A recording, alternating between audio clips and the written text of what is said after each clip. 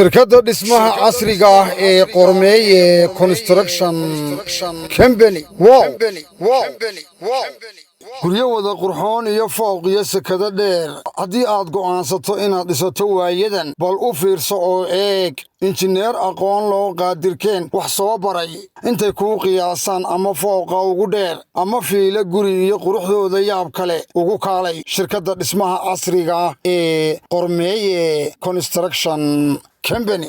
qof kastaaba wuxuu rabo daqiiqadii iyo muuqiyo dhisaynka iyo qiimahoodu jaban yahay ugu kaalay shirkadda dhismaha casriga ah ee Qormeeye Construction Company. shirkadda dhismaha casriga ah ee Qormeeye Construction ee magaalada Hargeysa waxa ay bulshada Soomaaliland ugu bushaaraynayaan in dib u habayn iyo casriyeyn ballaadhan lagu sameeyay dhammaanba dhismayaasha qaybahooda kala duwan oo dhan, kuwaasi oo qiimahoodu aad u jaban yahay iyadoo la ilaalinayo dhinaca waqtiga. waxaa intaasi kuu sii dheer dhammaanba qalabka dhismaha oo dhammaystiran oo tayadiisu ay aad u wanaagsan tahay. faaradii looxa, laxaamadii, sibidhkii, gaadhigii kuu qaadi lahaa kuuna geyn lahaa goobta ay shaqadu ka socoto. shirkadda dhismaha ee Qormeeye Construction Company waxay ku taallaa magaalada Hargeysa, gaar ahaan xaafadda Faluuja ama ka soo horjeedka dhinaca bari ama kaalinta shidaalka ee Meecaad Full Station. wixii faahfaahinaya dheeraada kala xidhiidh ciwaanada